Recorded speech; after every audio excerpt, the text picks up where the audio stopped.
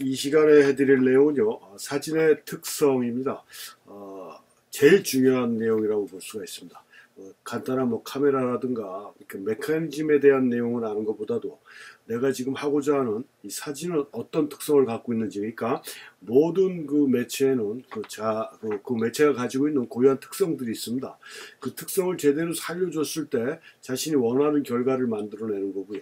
또 사진을 배우시는 분들이 가장 열망하는 그런 작품을 만들 수 있는 가장 기본적인 조건이 이 사진에 대한 특성을 알아야 된다는 거거든요. 근데 많은 분들이 이런 특성 자체는 굉장히 모르죠.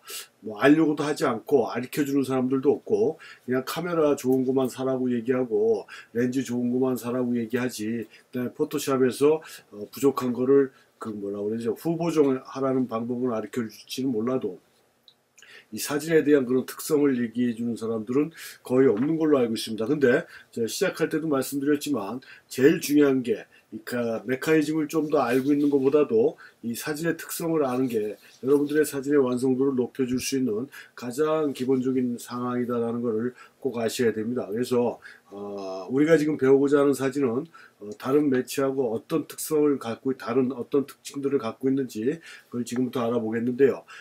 여기 지금 밑에 나와 있죠. 현실성, 복사성, 그 다음에 우연성, 고립성, 이게 대표적으로 네 가지 특성으로 이렇게 압축해서 말씀드릴 수가 있는데, 현실성이라는 건 뭡니까? 현장성이라고 얘기할 수가 있는 거고요. 사진은 많이들 들어보셨겠지만, 리얼리즘을 강조하는, 리얼리티를 표현하는 이런 방법이다라고 얘기를 하는 게, 사실적인 표현이다, 이런 걸 떠나가지고, 그 현장에, 그러니까, 아주 간단한 예로, 화가들이 그림을 그리고자 한다라고 그러면, 옛날 같으면 캔버스 들고, 고바우 모자 쓰고, 이렇게 자기가 그리고자 하는 자연을 찾아서 들판을 가서 이렇게 스케치를 한다든가 하는 게 일반적인 방법이었다라고 보면은요, 요즘 그림 그리는 분들은 어떻게 합니까? 캔버스를 들고 나가는 게 아니라 카메라를 들고 나갑니다. 그래서 자신이 표현하고자 하는 그 이미지에 맞는 대상들을 찍어 갖고 와서 그 사진들을 보고 화실에서 그림을 그리는 거죠. 자신이 원하는 방향으로. 이렇게 한다라고 얘기할 수가 있는 거고. 근데 사진은 예를 들어 지금 이 강의를 녹화하고 있는 2020년 8월 29일 현재 그 장소에 몇 시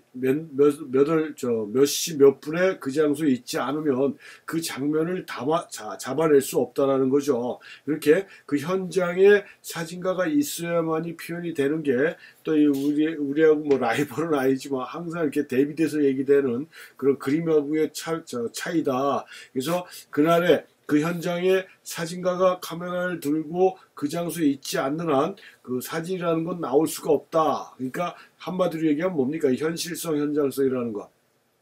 가상의 세계, 상상의 세계를 만들어내는 것, 일단 사진의 특성하고 안 맞는 거기 때문에 좀 약간 극단적으로 얘기하면 사진이 아니다라고 얘기할 수가 있다는 얘기죠. 그러니까 오리지널 사진, 진정한 사진은 그날 그 시간에 사진가가 카메라를 들고 그 위치에 있었다라고 하는 게 이 사진의 특성이다라고 얘기할 수가 있고, 그걸 우리는 현실성, 현장성이다라는 말로 다시 말을 하는 겁니다. 그래서 이 현실성을 부정한 사진들은 유식한 말로 예술이라고 할 수 있다라는 얘기죠. 그러니까 사진은 아니지만 예술이라고 인정을 해줄 수 있다라는 얘기예요. 그래서 하여튼 요게 제가 지금 말장난을 한 건데, 그러니까 현장성을 무시하고는, 사진의 특성을 무시하고는 올바로 된, 제대로 된 사진이 나올 수 없다라는 걸 일단 강조하기 위해서 제가 말씀드린 거고요. 그래서 이게 가장 기본적인 특성이 현실성하고 현장성이고요. 그 다음에 복사성이라는 특성인데, 이거는 과거에는 사진만이 가지고 있는 특성 중에 하나였어요. 근데 요즘은 카피 머신도 많이 나와 있고, 다양하게 대상을 복사할 수 있는 여러 가지 방법들이 나왔지 않습니까? 하다못해 인스턴트 카메라라고 해서 즉석 카메라라고 그러고, 과거에는 폴라로이드 카메라라고 이렇게, 폴라로이드라는 게 즉석 사진의 그런 대명사가 될 정도로 폴라로이드 카메라, 폴라로이드 사진 그랬지만, 이제 폴라로이드가 디지털에 밀려서 한물 간 다음에 그냥 즉석 사진 이렇게 얘기하는데요. 요즘 나오는 특히 후지에서 나온 즉석 사진 카메라 같은 경우는 폴라로이드 즉석사진 카메라의 단점이 뭐였습니까? 복사성이 없다라는 거거든요. 물론 프로페셔널용으로 나왔던, 지금은 나오지 않지만 프로페셔널용으로 나왔던 폴라로이드 필름들은 폴라로이드도 나오고 또 필름도 존재하는 이런 프로페셔널한 폴라로이드도 있긴 있었어요. 그런데 일반적으로, 가장 일반적으로 일반 사람들이 사용하던 폴라로이드는 그냥 사진이 한 장만 나왔지 않습니까? 두 장, 세 장 가질 수가 없었어요. 근데 그게 이제 일반적인 방법이었는데, 요즘은 그런 즉석 사진도 원하는 숫자만큼 뽑아낼 수가 있습니다. 그게 디지털 폴라로이드 즉석 사진의 그 변화인데요. 이렇게 복사성이라는 게 과거에는 사진만 갖고 있었던, 그러니까 오리지널 필름 하나만 갖고 있으면 내가 원하는 만큼 뽑아낼 수가 있었지 않습니까? 회화는 그렇지가 않죠. 뭐 조각도 그렇지가 않고, 뭐 공장에서 찍어내지 않는 한 그렇게 만들어낼 수 없는데, 사진은 근본적으로 그렇게 할 수가 있다는 얘기고요. 그 다음에 뭐 그 복사성이라는 게 그 사진의 특성이면서도 또 단점이었던 게 뭐냐면, 그러다 보니까 속된 말로 우리가 작품을 판다라고 하는데, 사진을 팔려고 하는 경우에 가격이 좀 떨어지죠. 오리지널 하나 있는 거하고 또 뽑아낼 수 있는 그런 거하고는 좀 차이가 있기 때문에 그 금액 자체가 또 그림이나 다른 거에 비해서 많이 떨어지는 또 단점도 있었어요. 그래서 이 사진을 작업하고 사진을 팔아서 사는 사람들은 프린트할 때 1번, 2번 이렇게 숫자를 붙여서 어느 몇 장까지만 프린트한다라는 그런 약속을 하고 작업을 하는 경우도 있습니다. 이게 사진이 가지고 있는 특성 중에 하나인 복사성이 단점으로 작용하는 경우인데, 아무튼 이런 복사성이라는 게 지금은 사진만이 가지고 있는 특성이 아니라 다양한 방법으로 복사를 할 수 있는 이런 매체들이 생겨났기 때문에 사진의 고유한 특성은 아니다. 그렇지만 이 사진에 이런 특성도 있다라는 걸 같이 알고 계시면 좋다라는 얘기고요. 사진의 제일 중요한 특성이 뭐가 있습니까? 지금 앞에서 알아본 현장성, 현실성, 복사성 이렇게 있는데, 우리가 제일 잘 알아야 되는 건 사진의 그 우연성입니다. 우연성이라는 게 뭡니까? 나중에 이제 우연성을 준비하는 과정에 대한 또 설명, 강의를 해드릴 건데, 우연이라는 건 뭐예요? 준비되지 않은, 계획되지 않은, 약속되지 않은, 의도하지 않은, 그러니까 뜻밖의 이렇게 일어나는 현상들을 우리가 우연성이라고 얘기하지 않습니까? 근데 이게 사진에 있어서 굉장히 중요한 특성이 이 우연성이에요.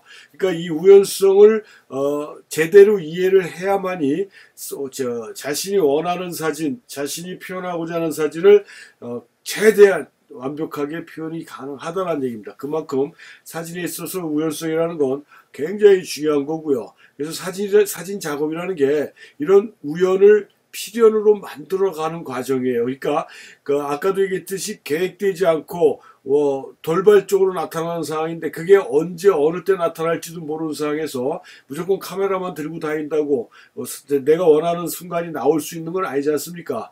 그래서 이걸 우연을 필연으로 만들기 위한 그런 중요한 과정이 있습니다. 그 과정은 나중에 다른 시간에 또 한번 설명을 해드릴 건데, 오늘은 이게 사진의 기본적인 특성에 대한 설명만 해드리는 거라 그 자세한 내용은 지금 강의를 해드릴 수가 없는데, 아무튼 사진이라는 걸 이렇게 우연을 필연으로 만들어가는 과정이고, 그 우연을 필연으로 만들어가는 과정에 있어서 이게 준비해야 되는 여러 가지 요소들이 있다. 그런 여러 가지 요소들은 다른 시간에 다시 설명을 해드리겠다, 이렇게 말씀을 드렸습니다. 그래서 이 우연성을 포착하는 게 사진에 있어서 굉장히 중요한, 그래서 우리가 일반적으로 사진은 찰나의 예술이다, 결정적 순간이다, 순간 포착 이렇게 얘기하는 것들이 순간 포착이고 찰나의 예술이라는 게 아무 준비 없는 상태에서 진짜 우리가 우리말에 그런 말 있지 않습니까? 소가 뒷걸음질 하다가 이렇게 밟혔다라는 얘기인지 하여튼 그런 게 있잖아요. 그러니까 그런 식으로 그렇게 갑자기 순간적으로 내 눈앞에 나타나서 아주 진짜 우연찮게 그걸 잡아낼 수 있을지는 몰라도, 그런 순간들이 사진을 하는 동안 계속 반복적으로 나오지는 않는다는 얘기고요. 굉장히 힘든 과정이라는 얘기죠. 그래서 그렇게 우연히 나타나는 현상들을 내가 준비된 상황에서 포착할 수 있게 만들어가는 게 사진 작업의 한 과정이고, 그런 특성이 사진에 있어서 제일 중요한 게 우연성이다. 그래서 이런 우연을 잡아내는 과정이 사진이다라고 얘기를 해드릴 수가 있습니다. 그래서 다시 한번 강조하지만 사진에 있어서 이 우연성은 상당히 중요한 겁니다. 상당히. 그래서 우연을 필연으로 만들어 가야 되는데, 잠깐만 설명해드리면 우연을 필연으로 만들어 가는 과정은 많은 정보, 그러니까 제가 다른 강의 시간에도 설명을 잠깐 했는 것 같은데요. 세계적으로 유명한 사진가라고 하는 사람들, 20세기를 빛낸 사진가들의 공통점을 100명, 100명, 200명, 200명의 공통점을 쫙 뽑아보면요, 딱 하나의 정답이 나옵니다. 내가 찍고자 하는 대상을 얼마만큼 많이 알고 있느냐.